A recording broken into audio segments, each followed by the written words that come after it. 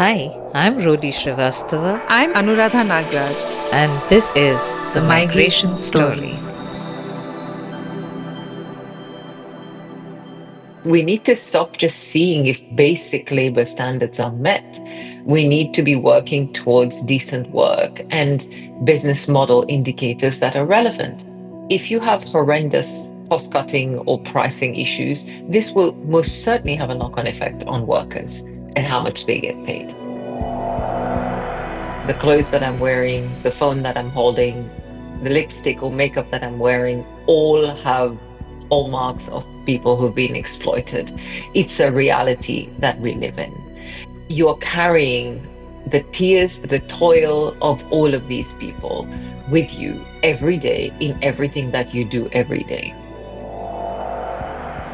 In India, a lot of the sugar mills get a clean audit every single time. And when you ask workers that have worked in the sugar mill, did anyone speak to you about your living and working conditions? They've never met an auditor before. So one really wonders how you can competently write about these issues without speaking to the workers themselves.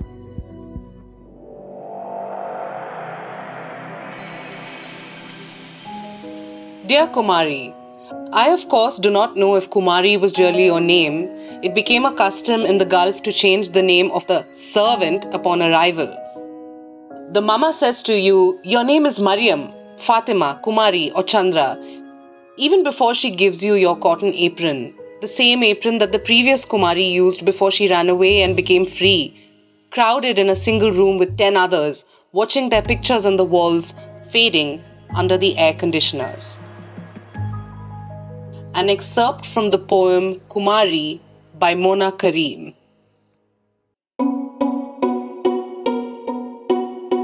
Hello and good morning to our listeners, and a very special welcome to Archana Kotecha this morning. Hello, Archana. Hi, Namrata. Hi, so excited about the conversation we're going to have. So, Archana here is the founder of the Remedy Project. She is a UK qualified barrister, former corporate lawyer, and a regional expert on human trafficking and forced labor issues in supply chain. So, Archana, very, very excited about everything we're going to be discussing today.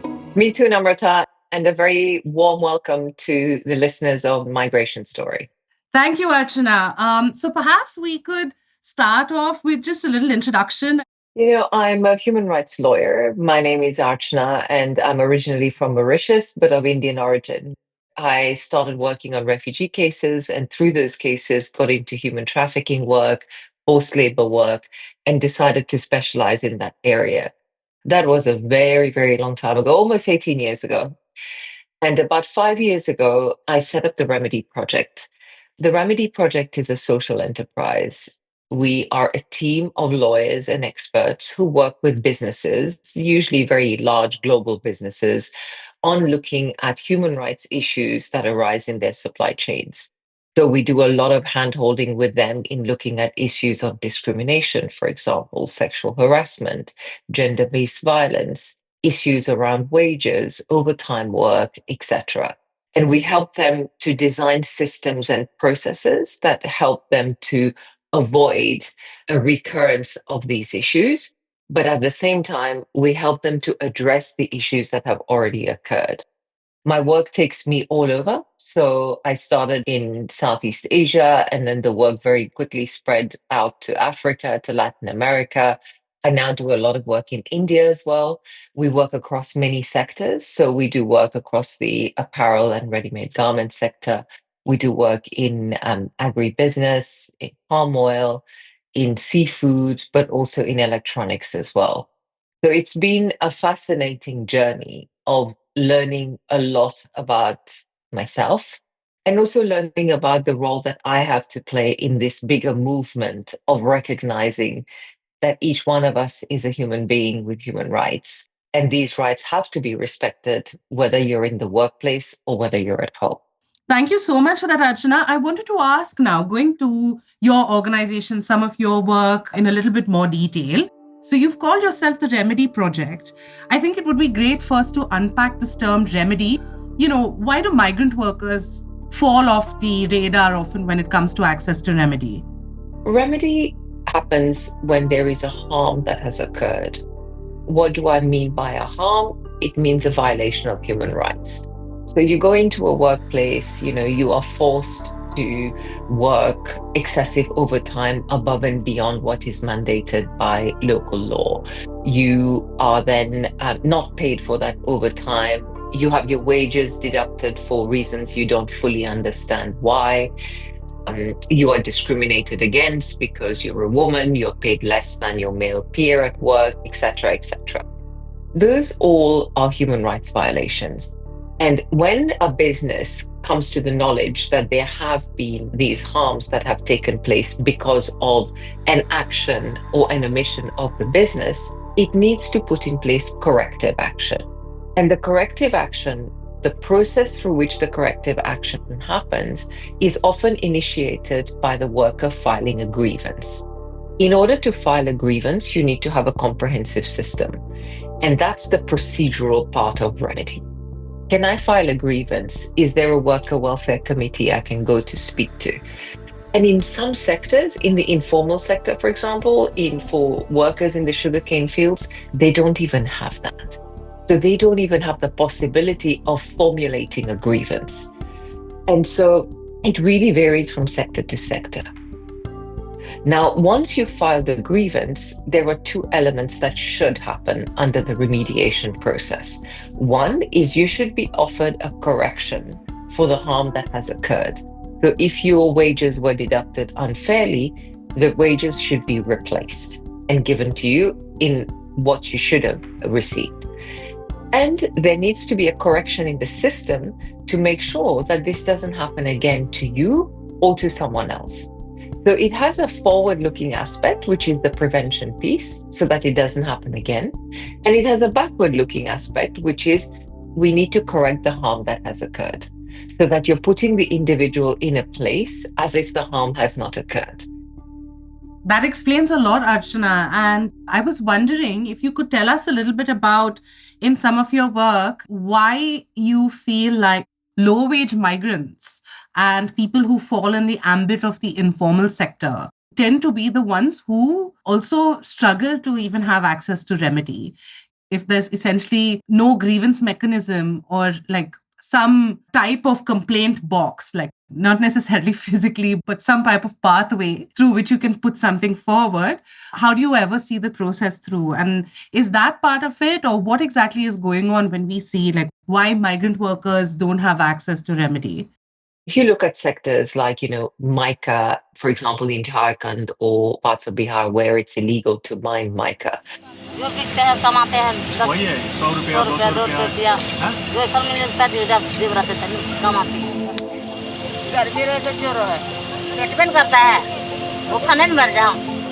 the mica is illegally mined. It is sold to intermediaries. Those intermediaries might then sell them on to brokers who might sell them on to the next, and eventually it might find itself in a makeup company being used in makeup. आप क्या करते हो आप बाकी दिन में? School जाते पढ़ने के लिए। कॉपी कलम भेजा था इसलिए करता हूँ। कॉपी कलम लेते हैं और साबुन Now, if the children mining the mica had to make a complaint, who would they make a complaint to? They don't have an employer, and they don't know who the mica has been sold to ultimately. And the intermediaries have no formal relationship with the children. So they're not exactly taking responsibility for these children. By the same token, if you look at the sugarcane sector, the workers are migrant workers. They are contracted by these individual contractors that drive around in vans and collect workers from their villages and bring them to work in the fields and in the mills.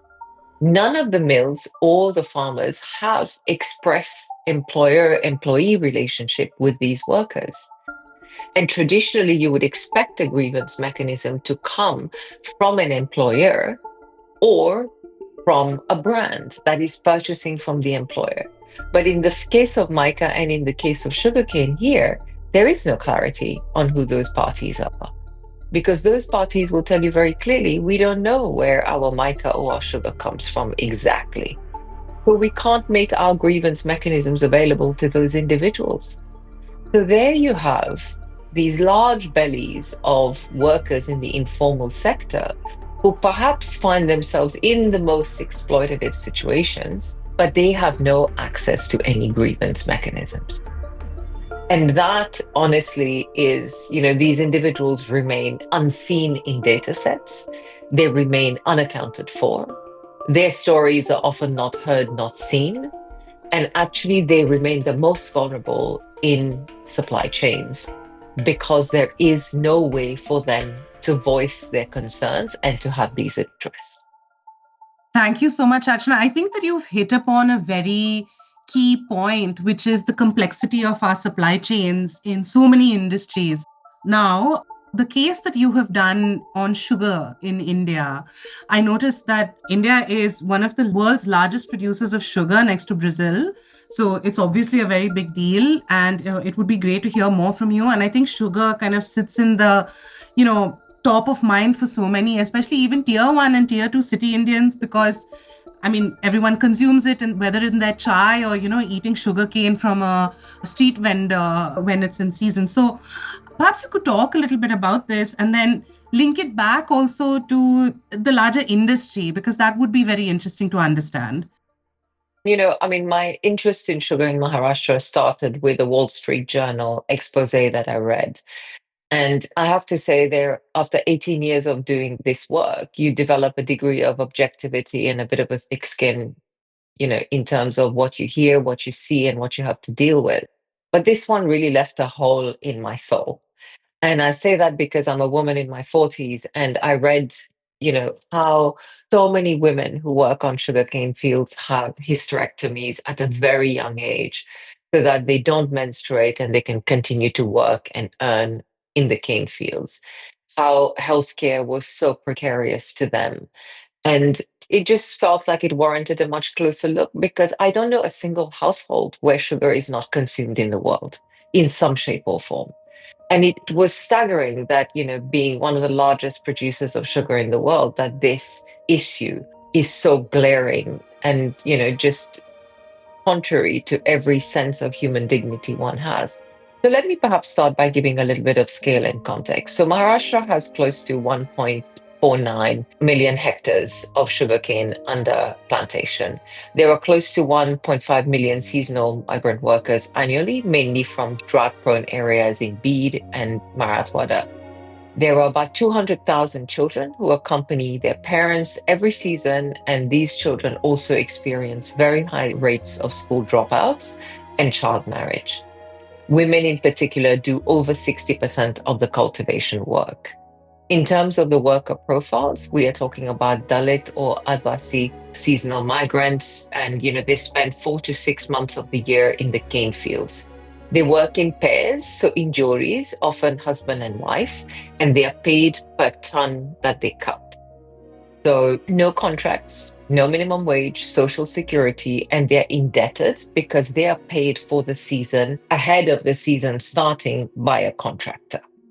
And if there are any other expenses that occur, for example, medical issues, etc., they have to borrow from the contractor. There is often a very lack of visibility around how much exactly is owed to the contractor. And very often the workers find themselves returning season after season after season because they are, within inverted commas, indebted to the contractor. The exploitative conditions range anything from being debt bonded. I just explained how the contractor provides advances, the repayment by the workers is tied to output.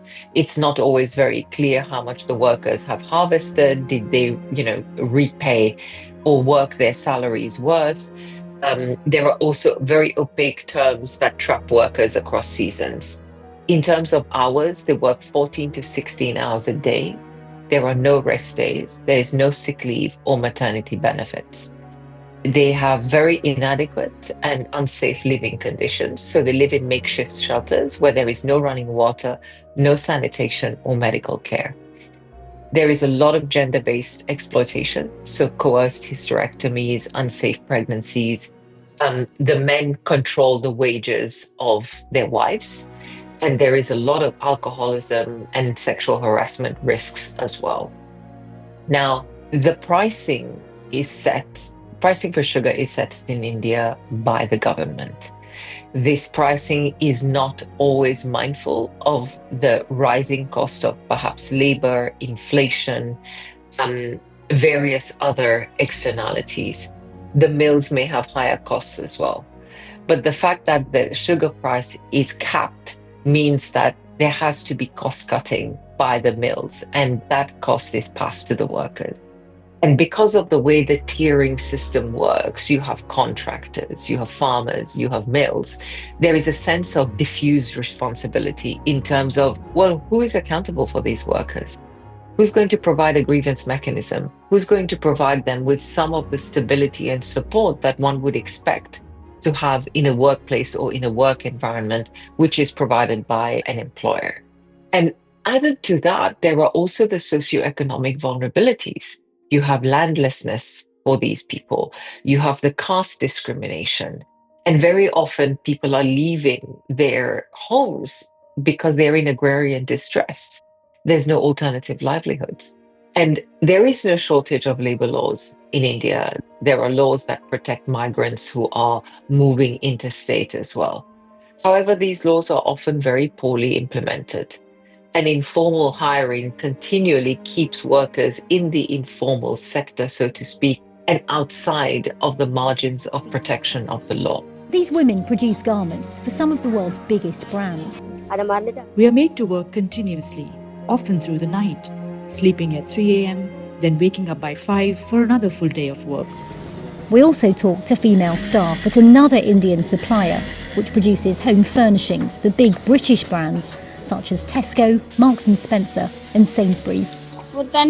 We're not given time to drink water. We're not even given time to use the bathroom. We barely get time to eat lunch. They have increased our workload. We are forced to stay late to finish it, or they yell at us and threaten to fire us. We are scared. In statements, all three supermarkets said they were shocked and troubled to hear the reports. Now, when you come to the big brands that are purchasing sugar from India, the big brands say we can't narrow down where we are purchasing from, which mill, etc., etc. Which means they then say, well, how can we be held accountable because we don't know? And the lack of transparency in the supply chain at that point makes it very problematic from the perspective of making support available to local parties, including workers, in order to access remedy or to be able to file grievances. But also, it means that there is no pressure coming from the international supply chain on local actors in terms of some of the standards that one would expect around labor, etc. Now, this has been very convenient for the world of trade because the workers have continually borne the costs of, all of these squeezes along the supply chain. And essentially, nobody's accountable for their plight. And that is something that is starting to change, particularly with exposés and with people talking more and writing more about these issues. And you have, the emergence of organizations within India, for example, the Independent Sugarcane Workers Association, who are really advocating very strongly for the rights of workers in the cane sector.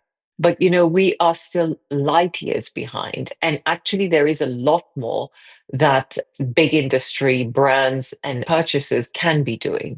You might not know which mill you're purchasing from. You should at least know which state you're purchasing from. The issues that affect one sugar mill in Maharashtra generally tend to affect other mills too. And there are issues that can be addressed as an industry, on an industry level. For example, the big brands purchasing sugar from Maharashtra could come together and look at what it would cost to have more health clinics for women. They could look at what it would cost to provide sanitary pads or sanitary products for women so that there are lesser infections among women. I mean, this is at the very least what can be done, building creches for children so that they are safe while their parents go to work. There are so many things that could happen while we wait for greater supply chain transparency. But we don't see any movement in that direction, and that is extremely frustrating. We all consume sugar, yet most of us don't know about where the sugar comes from and some of, the exploitation that goes into these supply chains. We don't question it. We don't ask the brands that we're buying from for greater accountability. So there is a big role that consumers should and can also play in this area as well. So, what you just said brought up so many different things for me and made me think about a whole bunch of things. So, I'll try and, put them in little boxes just for the sake of the, kind of organizing things in my mind in little shelves, perhaps. So, one thing that you raised is even this basic thing of sanitary napkins for women who are having their period. I think that that's so key. I mean, access to a restroom, it's kind of bizarre that these are the circumstances around the world. And I mean, it can be looked at from so many different angles, right? Like, one is the fact that there is this sort of pink tax, as so many people call it, on essentially women's hygiene products, feminine products, because we haven't thought that every woman in the world at some point is essentially going through this, and we need to make these products accessible for her. From a company's perspective, they should be doing that, especially if this person is at a work site all day. And then, of course, there's this larger question of creches and what to do for women who are pregnant, because you expect them to work, but then the fact that they're pregnant is essentially an inconvenience to your organization. I find that really galling. And the second thing that you said, when it comes to the larger system of trade that we have and how we need to question it a little bit, made me think of how, so many economists have been saying this for years, like even folks like Joseph Stiglitz or Varoufakis, like, who were saying things like, look, the movement of goods is one thing, and we have facilitated through this conversation around globalization, the movement of goods over borders. But what about the movement of people? Like, that is also something which you need to focus on, and you can't look at people as produce or as, you can't essentialize them to that level. And I think that that's unfortunately what has happened, But anyway, actually, since you mentioned consumer activism, I definitely have a lot of guilt, like, for instance, I'm buying a packet of milk, I go to buy rice. I'm always wondering, because of the sort of work and spaces that we're in, how much was the environment harmed and how much were people harmed in the making of this product? Listeners, do stay tuned. We'll be back after this short break.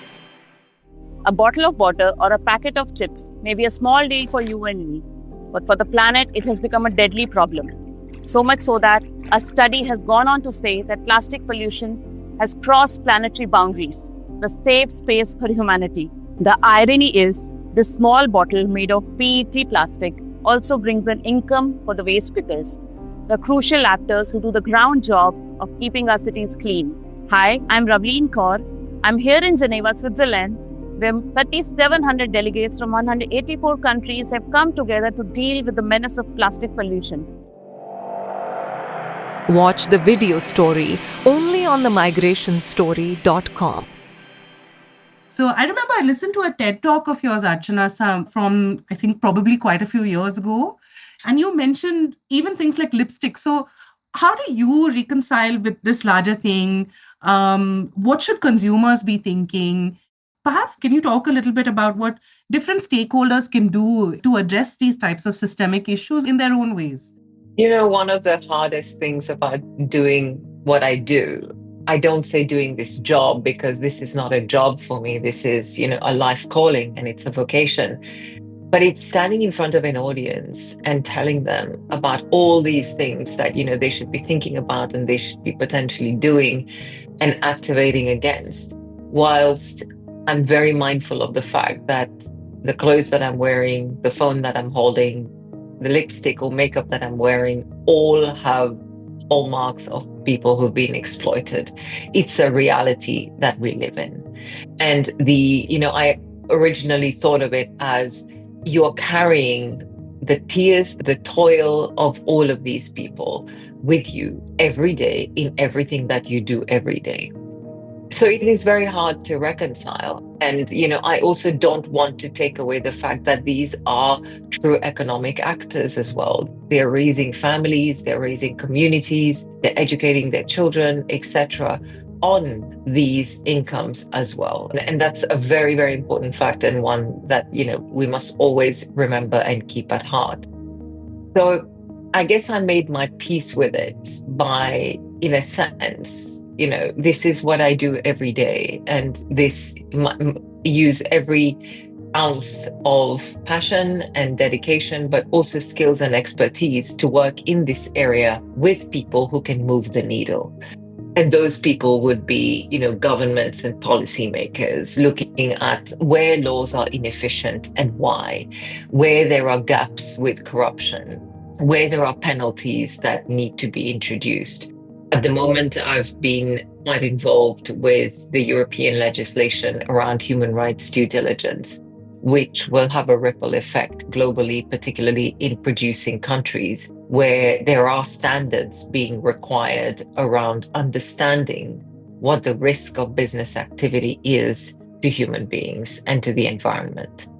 Their government and policymakers need to have a viewpoint around fair pricing and procurement so that living wages become a reality and not, a dream.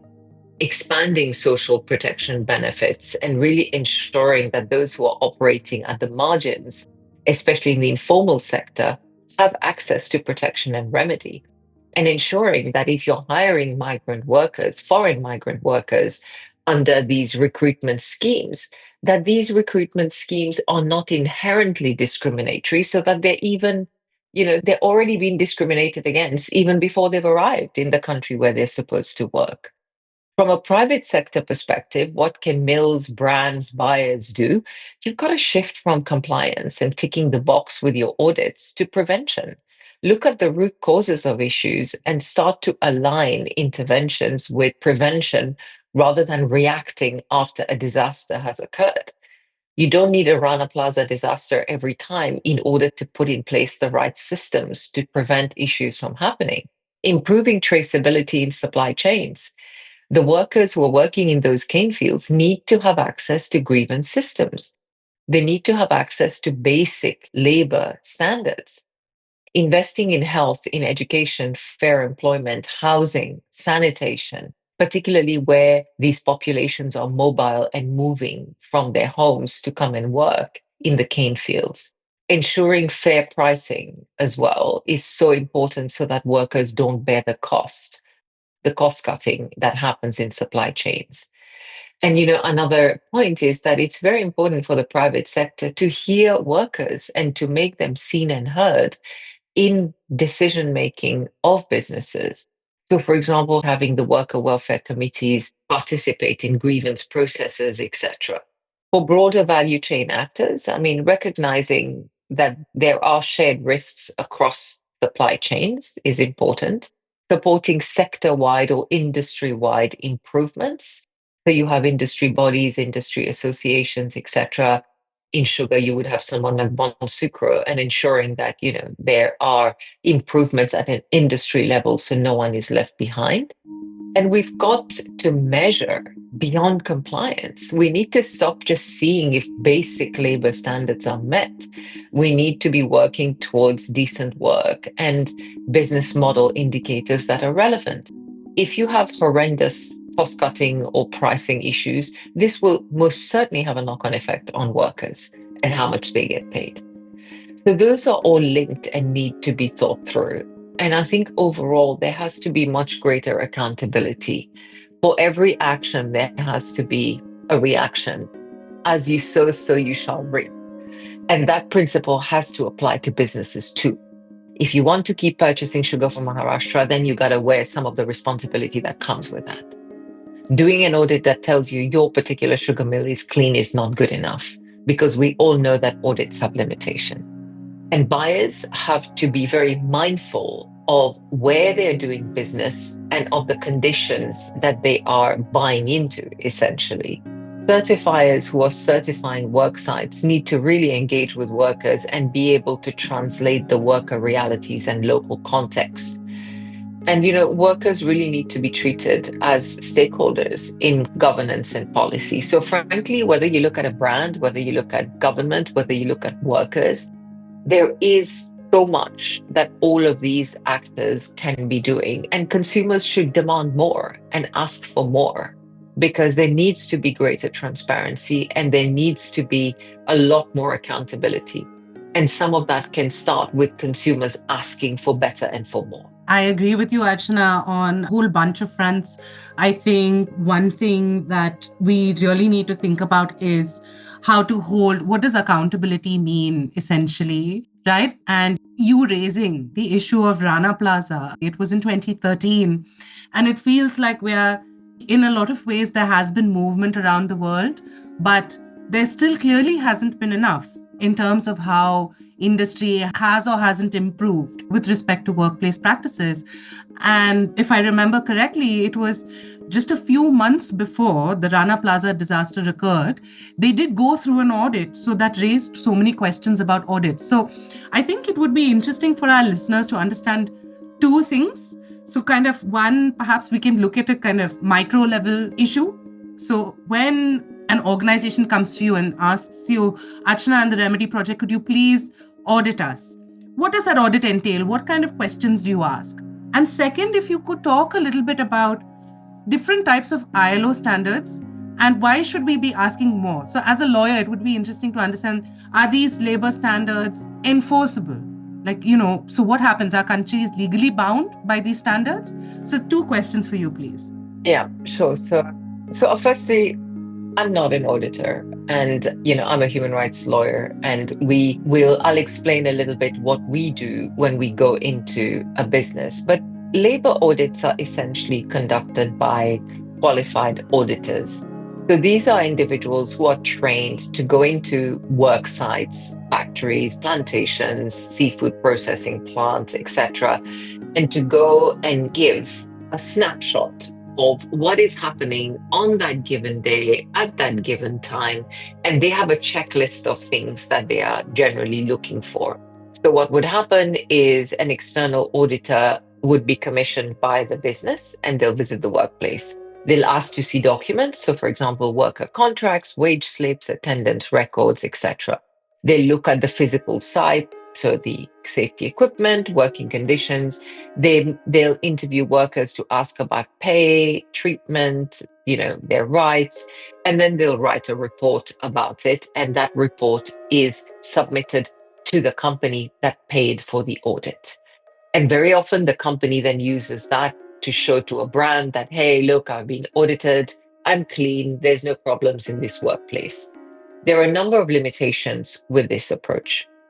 One, it very often, because by virtue of being quite a checklist exercise, it misses the root causes and it ignores how structural factors lead to some of the workers' lived realities. And there are gaps in this process. There could be intimidation and threats in the work environment, which means workers will not be very sharing about what's happening. And workers might not feel very comfortable speaking in their workplace about what's going on because they feel that, they are being watched and potentially there could be retaliation. Very often, audits that are not done well exclude engagement with workers. How can you purport to write a report about conditions without speaking to workers? So, for example, in India, a lot of the sugar mills get a clean audit every single time. And when you ask workers that have worked in the sugar mill, did anyone speak to you about your living and working conditions? They've never met an auditor before. So one really wonders how you can competently write about these issues without speaking to the workers themselves. And very often the audit focus is quite narrow. So they're looking for very clear indicators, passport retention, visible restrictions on freedom of movement, etc. But actually, there is a lot more nuance in the way exploitation happens, in the way control happens. For example, not allowing workers to access their passport because it's put in a locker, which they have a key to, but they actually are not allowed to go to the locker. Restricting freedom of movement. So in the evening, women are in a dormitory and they're told that they can't leave the dormitory after hours because their parents' permission is required for that. That's compliance and it's control, basically. And, it is a restriction on freedom of movement, particularly when the individual concerned is an adult. So you start to see a lot of these nuances that are often missed by an audit. Businesses use audits because it's a very convenient way of getting an indication of a work site. However, audits must always be triangulated by other forms of engagement. So, engagement with workers that can give you a different sense of data, looking at grievance records so that you understand, are people filing grievances? What are their issues? Engagement with worker welfare committees, trade unions, etc., if those are present in the workplace. So there are many different ways in which that information must be triangulated. It must never be relied upon solely in order to determine whether a workplace is a safe place of work and has no reported issues from a human rights perspective. Now, my role when I go into businesses is usually businesses will engage me when an audit has shown up some issues. So the audit shows up, let's say that, there could potentially be sexual harassment, or they've received notification from the grievance channels that there is sexual harassment. I get asked to go in and do an independent investigation. So my investigation is what is called a human rights impact assessment. And what I do is I talk a lot to workers. I'll do one-on-one interviews, I'll do focus group discussions with a whole cross-section of workers. I'll speak to the trade union folks, I'll speak to local NGOs to really understand if what is being alleged or said is true and there is some substance to it. I'll also speak to the management of the company to get their perspective, and then I'll produce a report, which I will send to the business that commissioned me with my recommendations on what I found and how I suggest it should be addressed. So essentially, I'm the safeguard that comes in very often after an audit has happened, or if the alarm is raised in relation to an issue in particular. But I'm not an auditor. It is now very common for large businesses to have their own team internally of social auditors. So these are people who are trained to go in and to ask questions around human rights.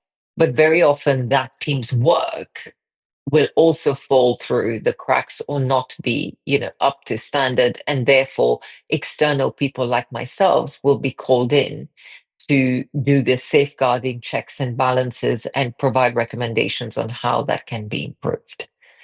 So that sort of gives you a little bit of a sense of what that looks like and where.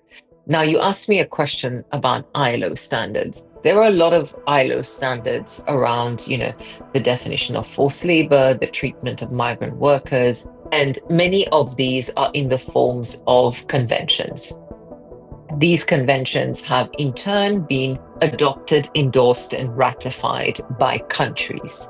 And where countries have ratified an ILO convention, it is very common for the country to domesticate it. So what they do is they would have local laws that essentially reflect the ILO conventions and standards, so that becomes actionable in country.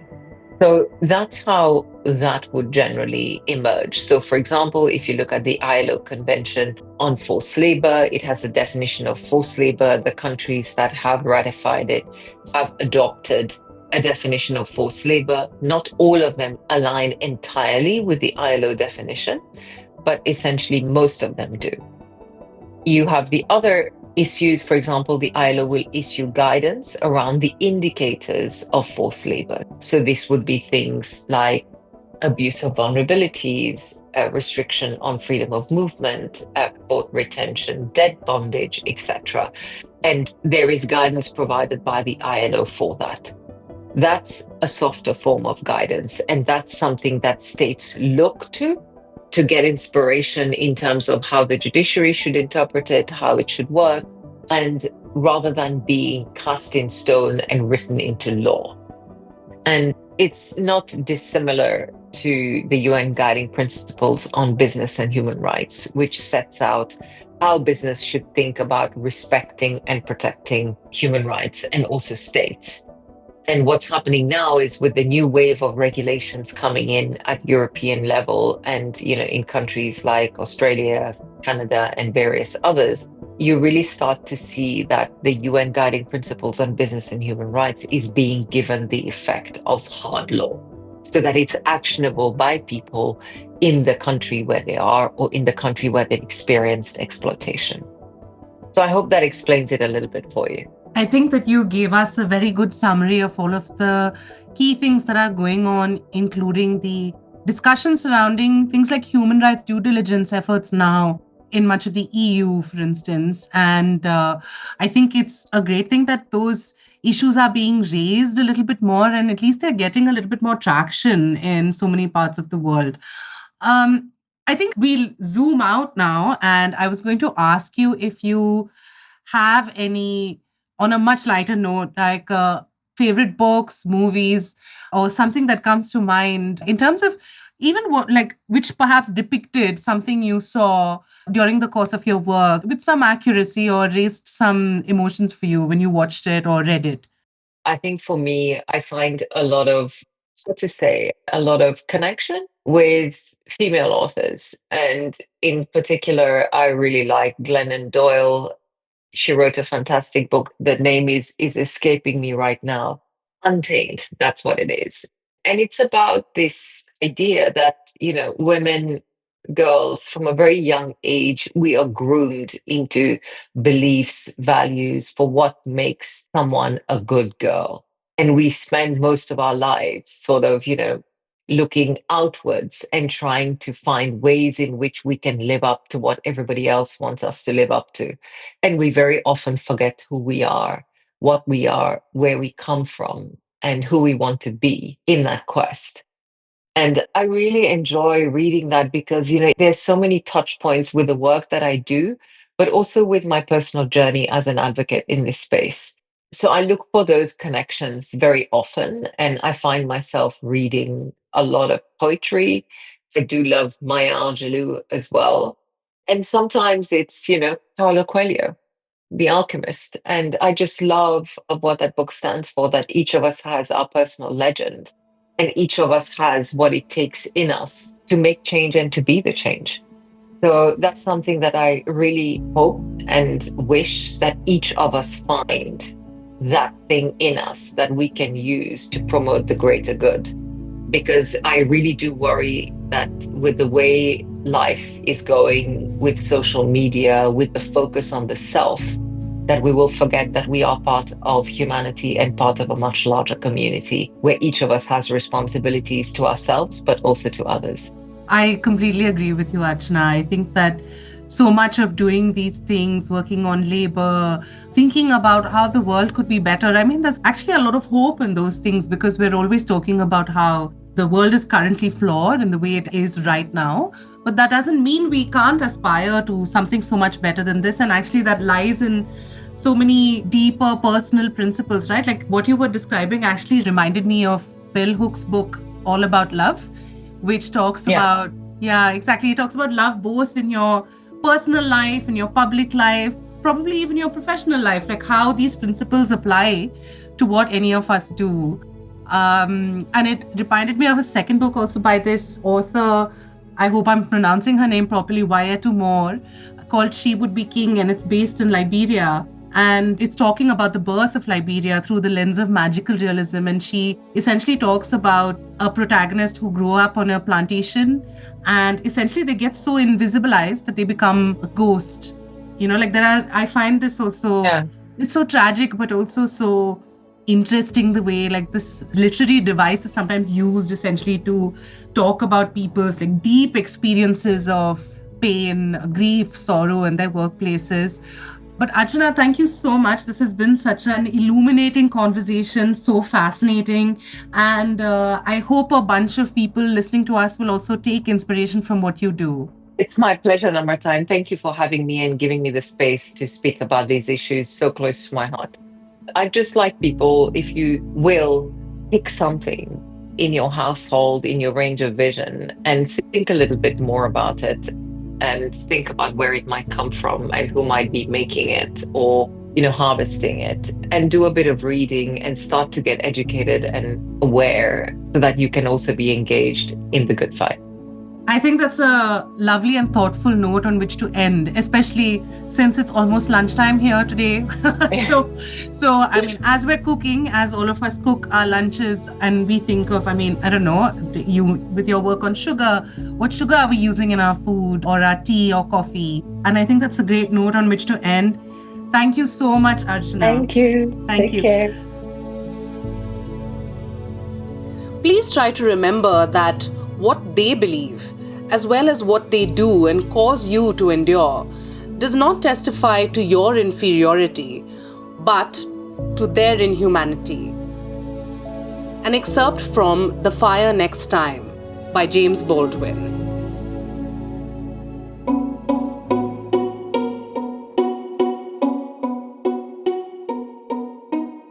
Check out our website www.themigrationstory.com for more content.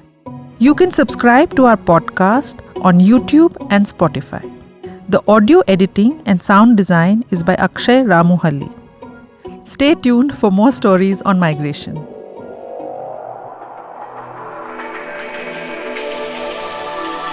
The Migration Story.